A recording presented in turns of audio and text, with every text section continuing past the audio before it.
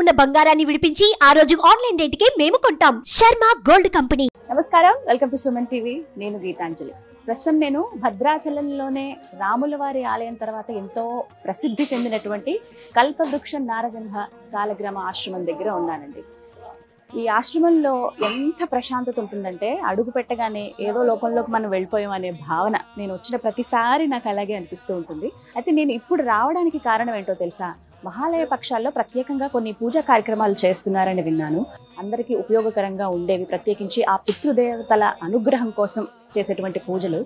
ఒకసారి వెళ్ళి కనుక్కుందాము. ఎవరైతే ఆశ్రమ నిర్వాహకులు, ఆశ్రమ స్థాపకులు డాక్టర్ కృష్ణ చైతన్య స్వామి ఉన్నారో వారితో మాట్లాడదాం. అలాగే స్వామిని కూడా దర్శించుకుందామని వచ్చాను. ఇంకా ఆలస్యం ఎందుకు, వెళ్దామా మరి? రండి.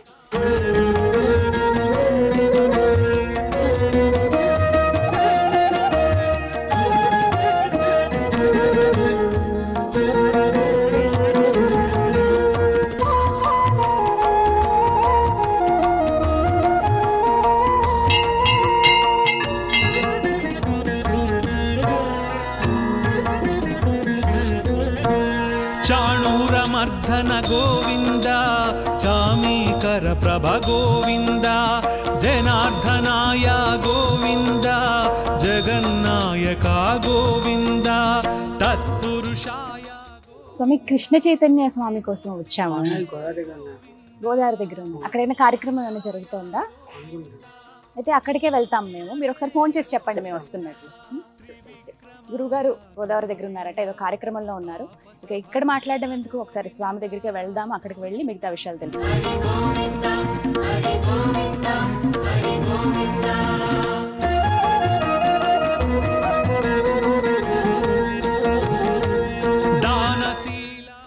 గురువుగారు ఇక్కడే ఉన్నారు. కృష్ణ చైతన్య స్వామి. నమస్కారం గురువుగారు. నమస్కారం. బాగున్నారా? చాలా బాగున్నాను. మీరు ఎలా ఉన్నారు? మిమ్మల్ని కలుద్దామని మహాలయ పక్షాలకి ఏదో కార్యక్రమం ఉందని తెలుసుకున్నాను. ముందుగా అందరికి చెప్పాలిగా, మరి చాలా అద్భుతం. మేము కూడా దానికోసం చూద్దాం ఒకసారి. ఈ గోదావరి అంతా ఎలా ఉంది, అసలు ఇక్కడ ఉండేటువంటి ప్రాంతం అంతా శుభ్రం చేయించాలి అని ఆ ఉద్దేశంతో వచ్చాం ఇక్కడికి. కానీ చాలా ఎక్కువ ఉన్నాయండి వాటర్.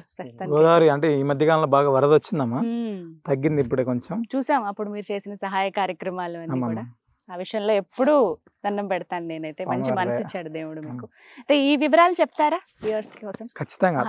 అసలు ఎలాంటి కార్యక్రమాలు చేస్తున్నారు ఆశ్రమం తరపున? ఖచ్చితంగా చెప్తానమ్మా. ఇక తెలుసుకుందాం వివరాలు. గురువుగారు, మహాలయ పక్షాలు, ముందుగా మహాలయ పక్షాల విశిష్టత తెలియచేస్తారా? ఎవరైనా చనిపోతే ఆ సంవత్సరానికి సంబంధించినటువంటి తిథి, అంటే ఏ తిథి నాడు మరణిస్తే ఆ తిథి నాడు ప్రత్యేకంగా విశేషంగా ఆ తర్పణము శ్రాద్ధ కార్యక్రమాలు చేసుకుంటాం. అయితే చాలా మందికి ఆ తర్పణ శ్రాద్ధ కార్యక్రమాలు చేసుకోలేనటువంటి పరిస్థితి ఏదైనా ఏర్పడినప్పుడు మహాలయాలు ఈ భాద్రపద మాసంలో పౌర్ణమి అయిపోయిన తర్వాత పాడ్యమి నుంచి అమావాస్య దాకా 15 రోజులు కూడా తర్పణ శ్రాద్ధ కార్యక్రమాలు చేసుకోవడానికి చాలా విశేషమైనటువంటి. మహాలయాలు తర్పణ శ్రాద్ధ కార్యక్రమం చేస్తే గయా శ్రాద్ధ ఫలితం వస్తుంది అని చెప్పి మనకు శాస్త్రం. అయితే ఈ మహాలయాలు ఎందుకు చేస్తారు అసలు? నార్మల్గా ఏంటంటే పెద్దల చెప్పేటువంటిది ఏంటంటే, కర్ణుడు మరణించినప్పుడు ఆయన స్వర్గలోకానికి ప్రాప్తి అయినప్పుడు ఇంద్రుడు వెళ్ళి ఆయన దగ్గరికి వెళ్ళి ఆయన కలిశారు. ఈయన ఆహారం ఇచ్చినా, ఈయనకి ఏది ఇచ్చినా, అంటే వాటర్ ఇచ్చినాడు, నీళ్ళు ఇచ్చినా, ఏది ఇచ్చినా కూడా ఏం ముట్టుకున్నా అది బంగారు అయిపోతుంది కర్ణుడికి.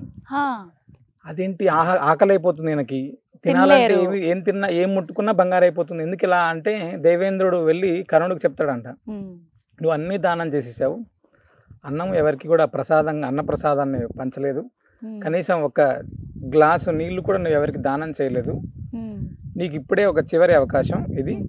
ఈ 15 రోజులు కూడా భూలోకానికి వెళ్ళి అన్నప్రసాదాన్ని, అంటే నీటిని, ఇవన్నీ కూడా దానం చేసి తిరిగి మళ్ళీ సశరీరంగా స్వర్గానికి వచ్చేయచ్చాను.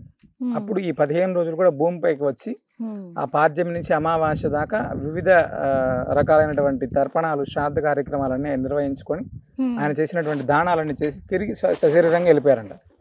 దానికి గాను ఈ 15 రోజుల కాలం పాటు, అంటే ఎవరైతే పితృదేవతలు అప్రీతికరంగా తర్పణ శ్రాద్ధ కార్యక్రమాలు చేస్తారు, మన కుటుంబంలో ఉండేటువంటి పితృదోషాలు కానీ ఇలాంటివన్నీ కూడా తొలగిపోతాయి అని చెప్పి మనకు చెప్తారు పెద్దలు. అంత అంటే చాలా విశేషమైనటువంటి రోజులు ఈ యొక్క మహాలయ పక్షాలు. ఎప్పటి నుంచి అండి కరెక్ట్ గా లెక్క వేస్తే? భాద్రపద మాసంలో పౌర్ణమి మరుసటి రోజు పాడ్యమి నుంచి అమావాస్య దాకా మహాలయ పక్షాలు చాలా విశేషంగా జరిగేటువంటి కార్యక్రమాలు. అంటే మనందరం కూడా మహాలయాలు చేయడం అనేటువంటిది చాలా మంది వదిలేస్తుంటారు. ఫస్ట్ అవును. చాలా మంది తర్పణము అంటే శ్రాద్ధ కార్యక్రమాన్ని వదిలేశారు చాలా మంది. అంటే పెద్దలకు ఒకసారి చేశాం కదా చాలానే మన వాళ్ళు ఏమవుతుందంటే మేము గయకి వెళ్ళామండి లేదా ఇంకో దగ్గరికి వెళ్ళాం, అక్కడ పెట్టి దండం పెట్టుకున్నాం, వదిలేసామని. కానీ వాళ్ళు ఇచ్చినటువంటి ఆస్తులు మనం రోజు అనుభవిస్తుంటాం కదా, వాళ్ళు ఇచ్చినటువంటి ప్రాణాన్ని మనం అనుభవిస్తున్నాం కదా. మనం ఎప్పుడు కూడా తప్పనిసరిగా తల్లిదండ్రులకు అనేటువంటివి ఎవరైతే పితృదేవతలు ఉంటారో వాళ్ళకి తర్పణ శ్రాద్ధ కార్యక్రమాలు ఖచ్చితంగా చేయాలమ్మా. చేయడం ద్వారా ఏమవుతుంటే కుటుంబ వృద్ధి జరుగుతుంది. ఫస్ట్ ఏదైనా దోషాలు ఉంటే అవన్నీ కూడా తొలగిపోతాయి. దోషాలన్నీ తొలగిపోతాయి. వీటి మీద ఇంకా చాలా సందేహాలు కూడా ఉన్నాయి. ప్రత్యేకించి అంటే మిమ్మల్ని అడగడానికి కారణం ఏంటంటే మీరు ఎన్నో కుటుంబాలకు ఒక పెద్ద కొడుకులాగా మారి ఎవరైతే గతించిపోయారో వాళ్ళకి శ్రాద్ధకర్మలు చేస్తూ ఉన్నారు. దీనికి కారణం ఏంటంటే అలా చేయొచ్చా అసలు? అంటే ఇక్కడ ఏమైందంటమ్మా, లాస్ట్ 2018-19 సంవత్సరాల్లో మేము పనిచేసే ఆలయం దగ్గరికి వచ్చి చాలామంది అంటే ఒక కుటుంబం ఫస్ట్ ఒక కుటుంబం ఏమైందంటే వాళ్ళకి తండ్రి లేరు, ఆడపిల్లలు 4 ఆడపిల్లలే, వాళ్ళకి తండ్రి లేడు. తండ్రి చనిపోతే పక్కింటి వాళ్ళ చుట్టాలు ఎవరు సంబంధించినటువంటి వాళ్ళు వెళ్ళి ఒకసారి ఈ 10 రోజులకు సంబంధించినటువంటి కర్మ ఇవన్నీ కూడా చేశారు. చేసిన తర్వాత సంవత్సరీకం దగ్గరికి వచ్చేటప్పటికి వాళ్ళకి ఏదో క్లాసెస్ రావడం వల్ల ఈ సంవత్సరీకం అనేటువంటిది వాళ్ళు చేయము అని చెప్పారు. మేము చేయము అని. వీళ్ళు చాలా మంది దగ్గరికి వెళ్ళారు, ఎలా చేయాలంటే ఎవరెవరు మీ వాళ్ళ కుటుంబ సభ్యులు ఉంటే మేము కరెక్ట్గా ఉండి చేస్తామని చెప్పారు. వాళ్ళు ఏం చేయాలో అర్థం కాక దానికి సంబంధించినటువంటి డీటెయిల్స్ అడగడానికి నా దగ్గరికి వచ్చారు. చాలా బాధపడుతూ అంటే మీ కొడుకు లేకపోవడం వల్లే ఇది చేయలేకపోతున్నాం కదా అనేటువంటి దాంతో అడిగితే, అలా కాదమ్మా, దీన్ని ఇలా చేస్తే మంచిది, మనం బ్రాహ్మణుడిని కర్తగా పెట్టి చేయొచ్చు, ఇబ్బంది ఏం లేదు అని చెప్పి మనం ఆ సంవత్సరం వాళ్ళకి చేయించాం. అప్పుడు అనిపించింది నాకు, అరే నిజంగా ఆడపిల్లలు ఉండి లేకపోతే చేయలేనటువంటి వాళ్ళ పరిస్థితి ఎలా ఉంటుందంటే మనం నృసింహ సేవావాహిని భక్త బృందానికి ఒక చిన్న మెసేజ్ పంపించాం. ఎవరైతే ఇలా ఇబ్బంది ఉన్నారో వాళ్ళకి ఏదైనా అవకాశం ఉంటే చెప్పండి, మనం ఈ భద్రాచలంలో చేద్దాము అని. సుమారు ఒక 250 మంది పైచిలుకు పేర్లు పంపించారు. అమ్మ ఏంటి ఇంతమందికి తర్పణ శ్రాద్ధ కార్యక్రమాలు జరగట్లేదా అని చెప్పి మహాలయ అమావాస్య రోజు ప్రత్యేకంగా నారాయణ హోమం, రుద్రహోమం, శ్రీమద్ భాగవత పారాయణము, తర్పణము, శ్రాద్ధము, అన్నప్రసాదము, గోసేవ ఇవన్నీ కార్యక్రమం చేసాం. అంటే శాస్త్రంగా ఏమైతే ఉంటాయో అవన్నీ కూడా చేసాం. చేశాక మెసేజ్ అందరికీ పెట్టాం, ఇలా జరిగింది. ఇలా మరుసటి సంవత్సరానికి మా కుటుంబాల్లో చాలా వృద్ధి కనపడింది స్వామి, తప్పకుండా మళ్ళీ చేయండి అని అడిగారు. ఇంకా మహాలయ పక్షాలు రాకముందే అడిగారు. సరే అని ఒక మెసేజ్ పంపిస్తే సుమారు ఒక 700-800 కుటుంబాల పేర్లు వచ్చాయమ్మా. అంటే ఇది ఏమైందంటే వాళ్ళకు మంచి జరిగింది, మాకు కూడా జరుగుతుంది. అంటే ఎవరైనా ప్రత్యేకంగా వెళ్ళి చేసుకునేటువంటి పరిస్థితులు చాలా మందికి లేవం ప్రస్తుతం. ఒక క్షేత్రానికి వెళ్ళి చేయాలి, లేదా ఒక ఇంట్లో చేయాలి అంటే ఆర్థికంగా ఇబ్బందులు కావచ్చు, లేకపోతే మనకు టైం కావచ్చు, వివిధ రకాలు. ఇప్పుడు ఎవరిని తప్పు పట్టడానికి లేదు, ఇక్కడ ఉన్న పరిస్థితుల్లో ఆర్థికంగా ఉండొచ్చు, వాళ్ళకు అర్చకులు దొరకకపోవచ్చు, లేదా ఏదైనా కారణం కావచ్చు, చేయలేకపోవడానికి చాలా మంది ఇబ్బంది పడుతున్నారు. ఇది వాస్తవం. చేయాలని తాపత్రయం ఉండేటువంటి వాళ్ళు కొంతమంది అయితే, వదిలేసినటువంటి వాళ్ళు కొంతమంది. ఈ తాపత్రయం ఎవరైతే ఉన్నారో చేయడానికి ఒక వేదికని మనం చేయాలి అనేటువంటి సంకల్పంతో ఏర్పాటు చేస్తున్నాం ప్రతి సంవత్సరం. ఒక గత 3-4 సంవత్సరాల నుంచి మనం ఏం చేసామంటే, అలా కాదు మహాలయ పక్షాల్లో 15 రోజులు కూడా ఏ తిథికి ఆ రోజు అంటే పాడ్యమి నుంచి అమావాస్య దాకా ఏ తిథికి ఆ తిథి నాడు ప్రత్యేకంగా చేద్దామని ఆ 15 రోజులు కూడా రోజు మహానారాయణ హోమం, రోజు రుద్రహోమం, ఈ 15 రోజులు కూడా శ్రీమద్ భాగవతాన్ని మొత్తం పారాయణం చేయించడం, అదే విధంగా గోదావరి దగ్గర తర్పణము, శ్రాద్ధము, మన నిత్యాన్న ప్రసాద నిలయంలో అన్నప్రసాద వితరణ, గోమాతలకేమో గోసేవ, ఇవన్నీ కూడా చేస్తుంటే అసలు ఎన్నో కుటుంబాలు చాలా వృద్ధిలోకి వస్తున్నాయి. చాలా అద్భుతమైనటువంటి ఫలితాలను వాళ్ళు చూస్తున్నారు. మాకు చాలా మంచి జరిగింది. మేము ప్రతి సంవత్సరం వింటున్నాము ఈ మాట. సరే ఈ సంవత్సరం కూడా ఎలాగో 4 రోజులు ప్రారంభం అవుతాయి కాబట్టి ఏం చేద్దాం, ఎలా ముందుకు వెళ్దాం అనేటువంటి ఉద్దేశంతో ఇక్కడికి రావడం జరిగింది. ఇదే తెలుసుకుందాం అంటే ఇప్పుడు ప్రత్యేకంగా రాబోతున్నటువంటి ఈ మహాలయ పక్షాల్లో ఎటువంటి కార్యక్రమాలు చేస్తున్నారు, అసలు పూర్తిగా వివరాలు తెలియదు? తప్పకుండా సెప్టెంబర్ 18-19 తారీఖుల్లో ఇవి మహాలయ పక్షాలు ప్రారంభం అవుతాయి. అయితే ప్రతి నిత్యం కూడా అంటే మనం సాలగ్రామ ఆశ్రమంలోనే ప్రతి నిత్యం కూడా గోమాతల సన్నిధిలో ఏమో ప్రత్యేకంగా పితృదేవతలకు ప్రీతికరంగా గోసేవ ఫస్ట్ మొదటి ప్రారంభం అయితే గోసేవతోటి ప్రారంభం అవుతుంది. గోపూజ, గోవులకు సంబంధించినటువంటి ఆహారం అన్ని అందించిన తర్వాత గోదావరి నదీ తీరంలో ప్రతిరోజు కూడా మహానారాయణ హోమం ఉంటుందమ్మా. ఈ నారాయణ హోమం చేయడం ద్వారా నదీ తీరంలోనే ఇక్కడే ప్రతిరోజు ఈ 15 రోజులు కూడా ప్రతిరోజు కూడా మహానారాయణ హోమం, మహారుద్ర హోమం అంటే పితృదేవతలకు ప్రీతికరంగా ఈ యొక్క పితృదోషాలు ఎవరైతే ఉన్నాయో వాళ్ళందరి తరపున కూడా అంటే ప్రత్యక్షంగా రాలేనటువంటి వారి కోసం ఇవన్నీ కూడా ప్రత్యక్షంగా వాళ్ళు వచ్చి చేసుకోలేనటువంటి వాళ్ళు చాలా మంది ఉన్నారు. వాళ్ళందరి కోసం రోజు నారాయణ హోమం, రోజు రుద్రహోమం, అయిన తర్వాత సాయంత్రం ప్రతినిత్యం కూడా శ్రీమద్ భాగవతాన్ని పారాయణం. అంటే శ్రీమద్ భాగవత పారాయణం చేస్తే ఎలాంటి పితృదోషాలున్నా, ఎలాంటి పితృదేవతలకు సంబంధించినటువంటి ఇబ్బందులు ఉన్నా కూడా అవన్నీ తొలగిపోతాయని చెప్పి మనకు శాస్త్రం అమ్మ. దానికని శ్రీమద్ భాగవత పారాయణం, అన్నప్రసాదం, ఇవన్నీ కూడా ప్రతినిత్యం కూడా తర్పణము, శ్రాద్ధము, గోసేవ, ఈ హోమం. అంటే వీటి ద్వారా పరిపూర్ణమైనటువంటి, అంటే బ్రాహ్మణుడు ఎలా అయితే అంటే పూర్తి స్థాయిలో బ్రాహ్మణుడు ఎవరైతే శాస్త్రబద్ధంగా చేసుకుంటారో అంతకు అద్భుతంగా మనం ఈ కార్యక్రమాలను మనం చేస్తున్నాం ప్రతి 15 రోజులు కూడా, 15 రోజులు మొత్తం కూడా. గురుగారు ఒక మాట అండి, నిజంగానే మహాలయ పక్షాల్లో పితృ కార్యక్రమాలు ఏమైనా చేయిస్తే కుటుంబంలో వృద్ధి ఉంటుందా అని అడిగే వాళ్ళు చాలా మంది ఉన్నారండి. నిజమా అసలు ఇది? 100% నిజమమ్మా. అంటే మహాలయ పక్షాల్లో అనేటువంటిది కాదమ్మా, ప్రతి సంవత్సరం కూడా ఎవరైతే మన పితరులు మరణించి ఉంటారో వాళ్ళకు తప్పనిసరిగా శ్రాద్ధం చేయాలి. ఫస్ట్ శ్రాద్ధం చేయలేనటువంటి వారు కనీసం కూడా ఏదైనా గోమాతలకు ఆహారం అందించడము, లేదా కనీసం తర్పణం నువ్వులతో నీళ్లను వదిలిపెట్టడమో చేయడం ద్వారా ఏమవుతుందంటే వాళ్ళ పితృదేవతలు, ఇప్పుడు కామన్ గా ఆకలైనటువంటి వాడు ఎవరైనా మన ఇంటి దగ్గరకు వచ్చి దొరకలేదంటే వెళ్ళిపోతుంటాడు కదా, కొంచెం బాధతో వెళ్ళిపోతుంటారు. పితృదేవతలు ఇంత వంశాన్ని ఇచ్చి, ఇంత పేరునిచ్చి, ఇవన్నీ ఇచ్చినప్పుడు వాళ్ళ కుటుంబం మన గుమ్మం దగ్గరకు వచ్చి ఎదురు చూస్తుంటారు. వాళ్ళు చనిపోయినటువంటి రోజు వీడు ఏమైనా మనకు ఏమైనా ఉత్తమ గతులు ప్రాప్తించడానికి ఏదైనా తర్పణం వదులుతున్నాడా, ఏదైనా ఆహారం పెడుతున్నాడా అనేటువంటి దాన్ని ఎదురు చూస్తుంటారంట. ఆ ఎదురు చూసినప్పుడు మనం వదిలితే వాళ్ళు చాలా ఆనందంగా ఆశీర్వదిస్తారు, లేదు బాధతో వెళ్ళిపోతుంటారు. బాధతో వెళ్ళిపోతే అదేదో మనం ఆటోమేటిక్గా దాని యొక్క ప్రభావం మన కుటుంబం పైన, ఆనందంతో ఉండేటువంటి వాళ్ళకి మీరు గమనిస్తే చాలా కుటుంబాలు ఈ యొక్క శ్రాద్ధ కార్యక్రమం అంటే చేయనటువంటి వాడికి ఏమవుతుంది, మనం చాలా మంది అడుగుతుంటారు. కుటుంబ వృద్ధి అనేటువంటిది ఖచ్చితంగా ఎక్కడో చోట ఇబ్బంది కలుగుతూనే ఉంటుందమ్మా. వాడు సంపాదిస్తుంటే దాన్ని ఆ డబ్బును కోల్పోతుంటాం, ఉద్యోగంలో ఉన్నతి లేకోకుండా, వంశ అభివృద్ధి లేకోకుండా చాలా చాలా రకాలైనటువంటి ఇబ్బందులు మనం ప్రస్తుతం సమాజంలో చూస్తున్నామమ్మా. సంతానానికి సంబంధించినటువంటి వాళ్ళైతే వందలాది మంది హాస్పిటల్స్ చుట్టూ తిరుగుతూనే ఉంటారు. ఎందుకు తిరుగుతుంటారో అర్థం కాదు. డాక్టర్ దగ్గరికి వెళ్తే మీరు ఏం చెప్తారు, ఏం లోపం లేదు, మీరు ప్రయత్నం చేయండి అని చెప్తుంటారు. ఖచ్చితంగా ఈ పితృదోషాలు, పితృశాపాలు, పితృదోషాలు వీటి యొక్క ప్రభావం అనేటువంటి చాలా ఎక్కువ ఉంటుందమ్మా. సో అందుకని ఆ కార్యక్రమాలు చేయడం అనేటువంటిది చాలా మంచిది, ఖచ్చితమైనటువంటి ప్రభావం ఉంటుందమ్మా. అలాగే ఈ పితృపక్షాల్లోనే అన్నదానం, ఒక్కరికి కనీసం అన్నం పెట్టినా అది ఎంతో పుణ్యం, ప్రత్యేకించి పితృదేవతల అనుగ్రహం ఖచ్చితంగా ఉంటుంది, అన్నానికి లోటు ఉండదు మనకి అని అంటారు. ఎంతవరకు వాస్తవం? అంటే ఇక్కడ మనం మహాలయ పక్షాలు ఏర్పడడానికి మెయిన్ కారణమే కర్ణుడికి వెళ్ళి భూమి పైన అన్నదానం చేయమని, నలుగురికి ఆహారాన్ని అందించు, నలుగురికి నీటిని అందించమని చెప్పారు. అంటే ఈ యొక్క ఎవరికైనా కూడా, అంటే ఎవరైతే అన్నార్తులు ఉంటారో వాడికి ఆహారం అందిస్తే కనీసం ఆ పితృదోషాలు, పితృశాపాల ప్రభావం అనేటువంటి తగ్గుతుంది. ఫస్ట్ మన ఉత్తరోత్తర వంశంలో ఉండేటువంటి ఎవరైతే పిల్లలు ఉంటారో వాళ్ళకి అన్నం దొరకకోకుండా ఇబ్బంది పడేటువంటి కాలం ఉండదు అని చెప్తారమ్మా. అన్నం ఎప్పటికైనా మనం ఎవరికైనా నలుగురికి పెడితే ఈ మహాలయ పక్షాల్లో మనం కాదు, మన పిల్లలు కూడా ఈ అన్నానికి లోటు లేకోకుండా వాళ్ళ యొక్క తరతరాలు ఇబ్బంది లేకోకుండా ఉంటారు అని చెప్తారు. ఖచ్చితంగా అది నిజం. అది అలాగే ఈ పితృపక్షాల్లో ఏం దానం చేస్తే మంచిదండి? అసలు మహాలయ పక్షాలు 15 రోజులు కూడా నార్మల్ గా స్వయం పాకం ఇచ్చేటువంటి వాళ్ళు స్వయం పాకం, లేదు కనీసం గోమాతలకు ఏదైనా ఆహారం, పచ్చిగడ్డియో తవిడో, గోవులకి ఇక్కడ చాలా విశేషం అమ్మ. ఫస్ట్ ఈ మహాలయ పక్షాలు 15 రోజులు గోమాతలకు ఏదైనా ఆహారం అందించడం అనేటువంటిది ఉత్తమోత్తమైనటువంటిది. ఈ 15 రోజులు కూడా ఎవరైతే అన్నార్తులు ఉంటారో, ఎవరికి నిజంగా ఆకలి ఉంది వాళ్ళకి ఆహారాన్ని అందించడం అనేటువంటిది అద్భుతమైనటువంటి ఫలితం. ఫస్ట్ దానం అంటారా, మనం సశక్తిగా ఏది ఉంటే ఆలయానికో ఏదైనా ఏది ఇచ్చినా పర్లేదు, కానీ ఈ మహాలయ పక్షాలు 2 రోజులు కూడా 15 రోజులు కూడా ఖచ్చితంగా మనం చేయాల్సింది గోసేవ, అన్నార్తులకు ఆహారం. ఈ 2 చేస్తే అద్భుతంగా ఫలితం ఉంటుంది. అంటే గోవుకి ఏం తినిపిస్తే మంచిది ఇలా ఉంటుందండి? గోమాతలకు ఎక్కువ పచ్చిగడ్డి అమ్మ, లేదా తవుడు, వివిధ రకాల నవధాన్యాలు నానబెట్టి నవధాన్యాలు పెట్టడం, వీటిని మంచిదమ్మా. అంటే ప్రత్యేకంగా ఈ 15 రోజులు ఉంటాయి కదా, 15 రోజులు అంటే ఒక రోజు కందులో, ఒక రోజు గోధుమలో, లేకపోతే ఇంకోటి ఏది పెట్టినా కూడా చాలా ఫలితం ఉంటుందమ్మా, మంచిది. అంటే ప్రత్యేకంగా ఈ 15 రోజులు ఏవైతే ఉన్నాయో ఇక్కడ విశేషంగా జరిగేవి ఇప్పుడు హోమాలు అని చెప్పారు, ఇంకా ఏం చేస్తారండి? ఇందులో మహాభరణి అని ఉంటదమ్మా, అంటే భరణి శ్రాద్ధం అని ఉంటది. మహాలయ పక్షాల్లోనే 4-5 రోజుల్లోనే భరణి శ్రాద్ధం వస్తుంది.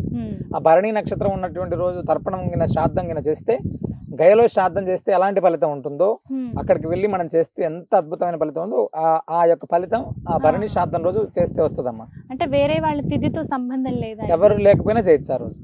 భరణి శ్రాద్ధం అనేటువంటి చాలా మంది చేస్తుంటారు.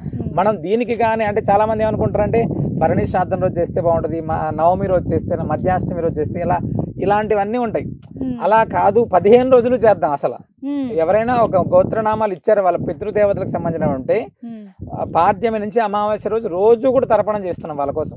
అంటే ఈ తిథి నాడు చేసి వదిలేయడం కాకుండా పాడ్యమి నుంచి అమావాస్య దాకా ప్రతి 15 రోజులు కూడా తర్పణము, శ్రాద్ధము, హోమము, అంటే ఎంత అద్భుతమైనటువంటి ఫలితాన్ని వాళ్ళకి ఇస్తున్నామంటే ఇది ఊహించకోకుండా, అంటే ఈ ఫలితం అనేటువంటిది అనంతం ఖచ్చితంగా. అంటే ఆనాడు ఒక్కడే చేస్తే ఎంత ఫలితం ఇస్తుందో 15 రోజులు చేస్తే ఇంకెంత అద్భుతమైన ఫలితం ఉంటుందో మనం ఒకసారి ఆలోచించుకోవాలి. నిజంగా ఒక అద్భుతమైన అవకాశం. ఎలా అంటే మేము రావాలి, నమోదు చేయించుకోవాలి అంటే పేర్లు ఒకటి చెప్తే సరిపోతుంది. అంటే నృసింహ సేవానికి సంబంధించినటువంటి మీరు నెంబర్లు ఇస్తే ఆ నెంబర్లలో వాళ్ళకు ఎవరైతే కాల్ చేస్తారో వాళ్ళకి ఎలా అయితే శ్రాద్ధం చేయాలో ఒక ప్రఫార్మా పంపిస్తారమ్మా.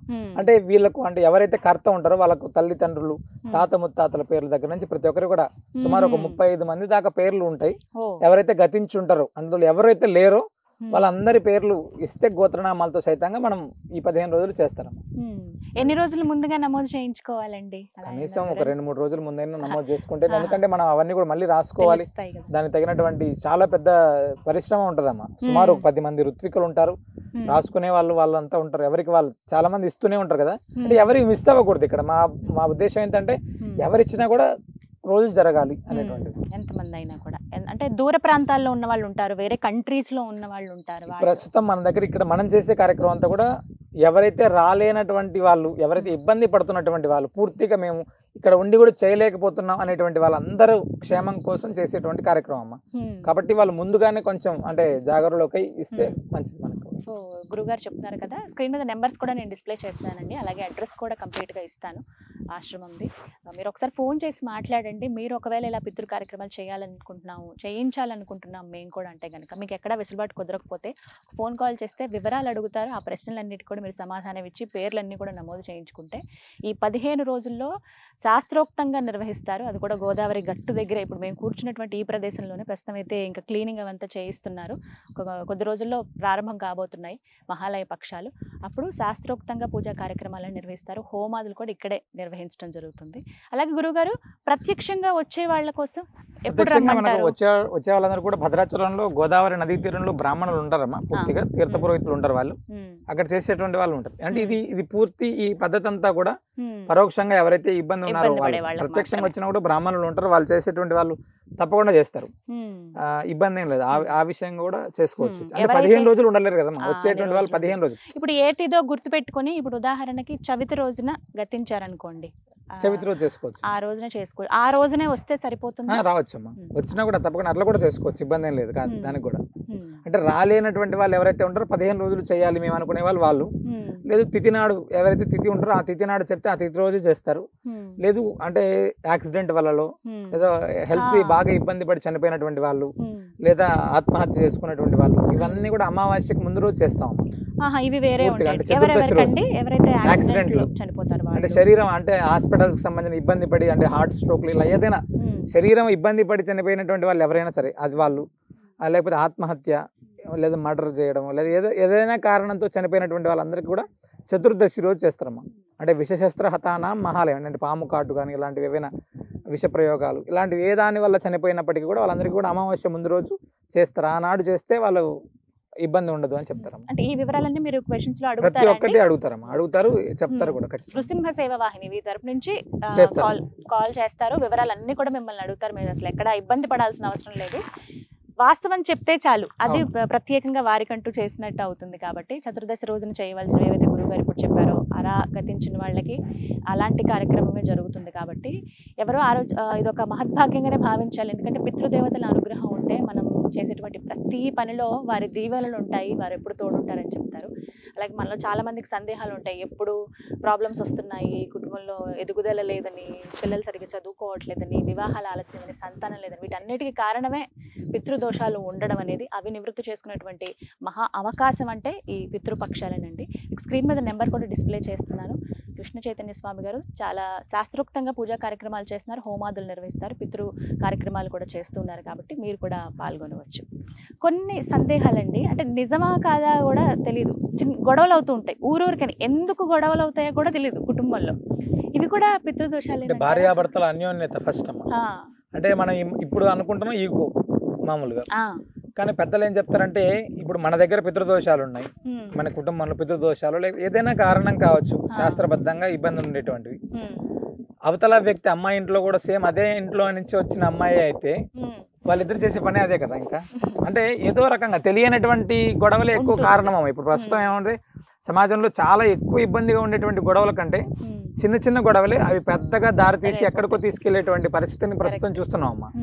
దానికి ఖచ్చితంగా ఈ యొక్క ప్రభావం ఉంటుంది తప్పనిసరిగా. అంటే తర్పణ శ్రాద్ధ కార్యక్రమాలు జరగనటువంటి ఇల్లు ఎప్పుడైతే ఉంటుందో ఆటోమేటిక్గా ఆ యొక్క ప్రభావం కనపడుతూనే ఉంటుంది మనకి. ఏదో రకమైనటువంటి అశాంతి, మానసిక అశాంతి, ఆరోగ్యానికి సంబంధించిన అశాంతి, పిల్లల విషయంలో, సంతానం విషయంలో ఫస్ట్ ఎక్కువ సంతానం, అన్యోన్యత, వీటిపైన ఎక్కువ ప్రభావం చూపుతుందమ్మా ఖచ్చితంగా. అంటే కుటుంబం ఎప్పుడైనా కూడా ఆర్థిక అభివృద్ధి మన ఇంట్లో ఎన్ని చేసినా కూడా జరగట్లేదంటే తప్పనిసరిగా మనం స్థిరత్వానికి కూడా ఖచ్చితంగా అన్ని రకాలుగా ఉంది కదా. అంటే పితృదేవతలు అనేటువంటివి ప్రతి ఒక్కదానికి కూడా ముడిపడి ఉంటదమ్మా. మనం అంటే భగవంతుడి అసలు లింక్ ఏంటండి అంటే వసువు, రుద్రుడు, ఆదిత్యులు ఈ ముగ్గురిని మనం ఎప్పుడైతే ప్రసన్నం చేసుకున్నామో ఆటోమేటిక్ గా మనకు ఈ యొక్క అనుగ్రహం అన్ని వస్తుందమ్మా. మన తండ్రి తరపున ఉండేటువంటి వాళ్ళకు, తల్లి తరపున ఉండేటువంటి వాళ్ళ యొక్క పితృలు అంటే ఫస్ట్ ఎంతసేపు మనం ఏమనుకుంటాం అంటే మన తాత ముత్తాతలు వీళ్ళ వరకే అనుకుంటాం. అలా కాకుండా వసు, రుద్ర, ఆదిత్యులు అనేటువంటి ముగ్గురు ఉంటారు. వీళ్ళకి సంబంధించినటువంటి వాళ్ళ యొక్క అనుగ్రహం అనేటువంటిది ఉంటే ఈ పితృదోషాలు అనేటువంటివి మనకు తగలవు ఖచ్చితంగా. దాని యొక్క ప్రభావం, మన ఇంపాక్ట్ మన కుటుంబంలో ఎదుగుదల మనకు తెలిసిపోతుంటది అమ్మా. చాలా వరకు చాలా మంది మన దగ్గరికి అంటే ఈ యొక్క సాలగ్రామ ఆశ్రమానికి వచ్చేటప్పుడు కూడా చాలా మంది అడుగుతుంటారు ఫస్ట్ క్వశ్చన్, స్వామి ఇక్కడ ముడుపు కడితే పితృదోషాలు పోతాయా? అమ్మ ఫస్ట్ ముడుపు కట్టాక మేము ఖచ్చితంగా ప్రతి ఒక్కరికి చెప్తున్నాం, వాళ్ళు చనిపోయినటువంటి తిథి ఉంటే మీకు తెలిసి ఉంటే ఆ రోజు కనీసం 4గురికి అన్నం పెట్టండి. మీకు అలా పెట్టేటువంటి పరిస్థితి లేకపోతే ఈ ఆశ్రమంలోనే గోసేవ చేసుకోండి, లేదా 4గురికి ఆహారం అందించండి. మనం మహాలయ పక్షాల్లో కూడా అందరికీ ఇదే చెప్తున్నాం. ఒకవేళ మీరు చేయలేనటువంటి పరిస్థితి ఉంటే తప్పనిసరిగా రండి, గోమాతకు మన చేత్తో ఆహారం పెట్టండి, లేదా మీరు పలానా రోజు పెట్టమని చెప్తే ఆ రోజైనా మీ గోత్రనామాలతో పెట్టించి ఏర్పాటైనా చేయడం ఇలా ఉంటదమ్మా. చాలా ఖచ్చితంగా చేయించుకుంటే మంచిదండి. గురుగారు హోమాలన్నీ కూడా ఇక్కడ నదీ తీరంలోనే చేస్తానంటారు కదా, ఆశ్రమం ఉంది కదంటే సాధారణంగా అక్కడ హోమాలు అవి చేస్తారు కదా, మీరు ప్రత్యేకించి ఇక్కడ గోదావరి నది ఒడ్డునే చేయాలని ఏమన్నా అంటే ఇక్కడే చేయాలని రూల్ ఉందా లేకపోతే ఏంటి? అంటే నదీ తీరంలో చేసేటువంటి శ్రాద్ధం, ఏదైనా హోమం, ఇవన్నీ కూడా విశేషమైనటువంటి ఫలితాలమ్మ. అంటే గోవు ఎక్కడ నివసించే ప్రాంతం కానీ నదీ తీరం కానీ చాలా అద్భుతమైనటువంటి ఫలితం. అదేవిధంగా మనకు గోదావరి అంటే పరమ పవిత్రమైనటువంటి నది. గంగ తర్వాత అంత విశేషమైనటువంటి ఖ్యాతిని గడించినటువంటిది గోదావరి నది అమ్మ. గోదావరి దక్షిణ గంగ అని పేరు. గోదావరి తీరంలో చేసేటువంటి శ్రాద్ధం పితృదేవతలకు ఎవరైతే ఉంటారో వారు పరిపూర్ణమైనటువంటి అనుగ్రహాన్ని ఇచ్చేటువంటిది గోదావరి. కాబట్టి మనం ఈ ప్రాంతాన్ని ఎంచుకొని ప్రత్యేకంగా ఈ 15 రోజులు కూడా ఇక్కడ విశేషంగా రోజు చేస్తాం అమ్మ. అంటే గోదావరి తీరంలో అంటే నార్మల్ గా కూడా భద్రాచలం అద్భుతమైనటువంటి పుణ్యక్షేత్రం, అదేవిధంగా దక్షిణ అయోధ్య, అంటే అన్ని కలగలిపినటువంటి ఈ ప్రాంతం కదా, అందుకని ఇక్కడ ఏర్పాటు చేస్తాం. చివరిగా ఏం చెప్తారు ప్రేక్షకులకి ఈ మహాలయ పక్షాలకి? భద్రాద్రి దివ్యక్షేత్రంలో పావన గోదావరి నదీ తీరం దక్షిణ అయోధ్యగా విరాజిల్లుతున్నటువంటి ఈ క్షేత్రంలో మనం మహాలయ పక్షాల్లో 15 రోజులు కూడా అత్యంత వైభవంగా, అత్యంత భక్తి శ్రద్ధలతోటి అనేక మంది పురోహితులను ఏర్పాటు చేసుకొని ప్రత్యేకంగా ఇక్కడ మనం ప్రతినిత్యం కూడా శ్రీమద్ భాగవత పారాయణాన్ని, అదేవిధంగా మహానారాయణ హోమం, మహారుద్ర హోమం, తర్పణము, శ్రాద్ధము ఇవన్నీ కూడా ప్రతినిత్యం నిర్వహించడం జరుగుతుంది.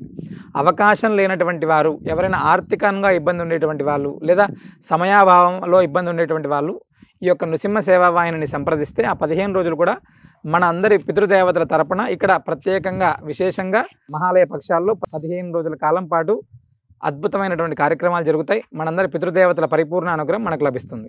చాలా చక్కగా వివరించారు గురుగారు, ధన్యవాదాలండి. ధన్యవాదాలు. నమస్కారం. విన్నారు కదా, పితృదేవతల అనుగ్రహం పొందేటువంటి ఒక దివ్యమైన అవకాశం అండి ఇది మహాలయ పక్షాలు. మనందరికీ తెలిసిందే, అంటే ఏదో ఒక సమయంలోనో లేకపోతే ఏదైనా ఒక పుణ్యతీర్థంలోనో తర్పణాలు ఇచ్చాం కదా, కార్యక్రమాలు చేశాం కదా అని అనుకుంటాం. కానీ మన నిత్య జీవితంలో మనం ఎదుర్కొనేటువంటి సమస్యలు కావచ్చు, మన జీవితంలో మనం ఎదుర్కొనే ఎన్నో అడ్డంకులు, వీటన్నిటికీ కారణం ఏంటి అని అంటే ఖచ్చితంగా అది పితృదేవతల అనుగ్రహం లేకపోవడమే అంటారు. మరి అలాంటి పితృదేవతల అనుగ్రహం పొందాలంటే ఈ మహాలయ పక్షాలే ఎంతో పుణ్యమైన రోజులని చెప్తూ ఉన్నారు. పూజా కార్యక్రమాలు కావచ్చు, అంటే ఈ తిథుల్లో ఈ కార్యక్రమాలు మనం చేయలేకపోవచ్చు మనం ఉన్నటువంటి పరిస్థితుల్లో.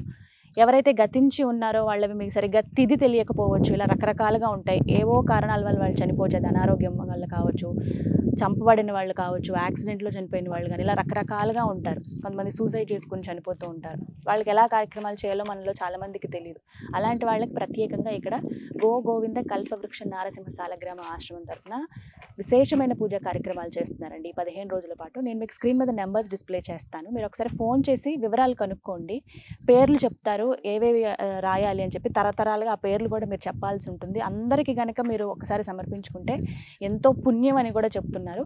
వీటికి తగ్గట్టుగా వివరాలన్నీ కూడా మీకు ఫోన్ చేస్తే చెప్తారు. ఒకసారి కనుక్కోండి వివరాలు, ముందుగానే నమోదు చేసుకుంటే ఇంకాస్త వీలవుతుంది. ఈ 15 రోజుల్లో ఎప్పుడైనా సరే మీరు ఈ కార్యక్రమాలు నిర్వహించుకోవచ్చు. ఇది వాళ్ళ వీడియో. నమస్కారం.